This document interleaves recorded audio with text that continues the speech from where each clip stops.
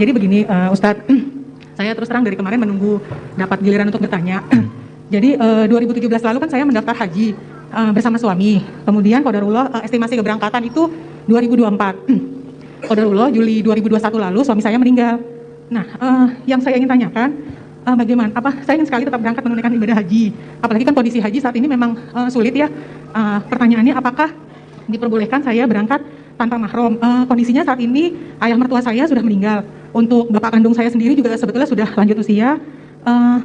Kemudian saya punya adik laki-laki. Namun ketika saya tanya dengan travel untuk penggabungan umroh, penggabungan mahram itu harus dengan ahli waris yang meninggal. Artinya itu anak laki-laki atau mertua saya. Kondisinya anak laki-laki saya sendiri saat ini baru kelas 2 SMP. Saya sudah sempat bertanya bagaimana kalau saya mendaftarkan anak saya untuk haji, tapi jawabannya memang belum siap. Mohon pencerahannya Ustaz, karena terkait safar tanpa mahram ini saya pernah dengar juga dari suatu kajian bahwa khilafiyah di kalangan ulama kan cukup kuat ya. Mohon penjelasannya. Kemudian bagaimana dengan Ummul Mukminin Aisyah setelah peninggalan Rasulullah, apakah beliau melakukan safar? Mohon maaf, ini penting banget buat saya karena saya pengen banget berangkat haji. Itu aja sih. Syukran jazakumullah khairan. Jawaban saya tetap saja hadis Nabi. Seberapapun kita punya niat yang sangat kuat ke Mekah untuk berhaji, kita tetap harus komitmen dengan hadis-hadis Nabi. Kalau kita ingin ke Mekah namun tidak komitmen dengan hadis-hadis Nabi, saya menamakannya syahwat pergi haji atau syahwat beribadah. Kenapa? Karena ada syahwatnya untuk pergi, namun tak sesuai dengan konsep-konsep yang ada di dalam hadis Nabi. Nabi SAW mengatakan, la tusafirul mar'atu illa ma'adhi mahramin. Jangan seorang wanita bersafar kecuali bersama mahramnya. Tegas Nabi mengatakan. Hadisnya tegas. Ibu mengatakan tadi ada khilaf ulama. Ya, kita juga tahu khilaf itu. Namun khilaf itu, manakala berhadapan dengan hadis tegas, saya menyarankan ambil hadis tegas. Jangan ambil khilafnya. Karena khilafnya itu lebih dekat dengan nafsu kita, sementara hadis tegas lebih dekat dengan kebenaran. Ibu tidak Allah wajibkan haji kalau berangkat hajinya nggak ada mahram. Belum wajib haji seorang wanita walau sudah sehat, ada biaya, aman perjalanan, namun nggak ada mahram yang menemani, haji belum wajib. Kalau haji belum wajib, ada apa kita bela-belain harus berangkat terus? Tunggulah sampai haji itu wajib. Allah saja tidak mewajibkan, namun kita paksa untuk berangkat walau tanpa mahram. Makanya saya katakan syahwat beribadah, bukan semangat beribadah. Kalau semangat beribadah harus di jalur yang benar, harus di rule yang benar. Maka daftarkan adik itu, yang mahram itu, daftarkan dia, dan tunggu masa bisa berangkat bersamanya. Ibu mundur ke waktu, daftarkan adik itu, katakanlah adik itu harusnya berangkat 2027 misalnya, maka ibu mundur ke 2027. Karena ketika ada mahram, baru kemudian adanya kewajiban haji. Ya.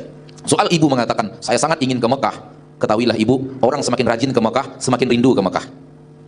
Bukan hanya orang yang belum ke Mekah yang rindu Mekah itu. Semakin rajin ke Mekah, semakin rindu ke Mekah. Jadi soal rindu-rinduan, lebih rindu kami yang sering membimbing jemaah haji dan umrah dibanding ibu.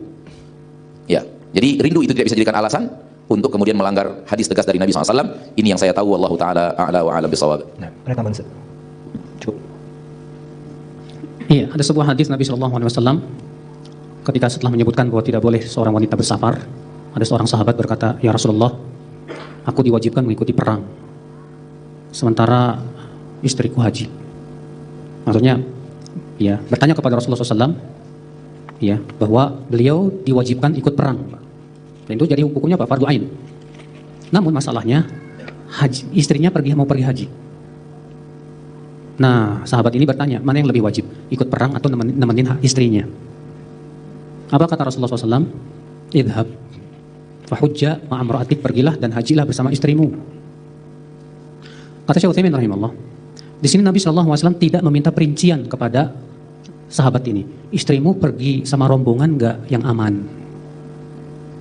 Ya. Istrimu perginya ada teman nggak yang kira-kira aman? Ternyata Nabi tidak bertanya itu. Nabi mengatakan pergilah dan temani istrimu haji. Berarti ketika kata Syekh Utsaimin, di sini Nabi tidak bertanya perincian. Maka itu menunjukkan bahwasannya wanita itu mutlak harus ada mahram.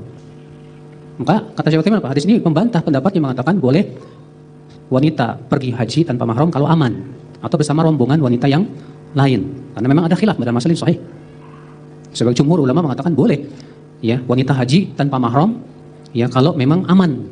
Dan ini juga, ya, yang saya tahu, Allah alam, yang saya pernah baca bahwa haji yang dimaksud di sini hajatul Islam, haji yang pertama. Ya. Namun itu tadi, hadis tadi kata Syekh Utsaimin membantah pendapat yang mengatakan bolehnya wanita berhaji tanpa mahram kalau memang aman. Kenapa? Karena masalahnya Nabi sini tidak bertanya kepada sahabat tadi, istrimu pergi sama rombongan wanita yang aman enggak? Rombongan yang aman enggak? Ketika Nabi tidak meminta perincian, itu menunjukkan bahwa ini tidak bolehnya secara mutlak. Demikian Allah.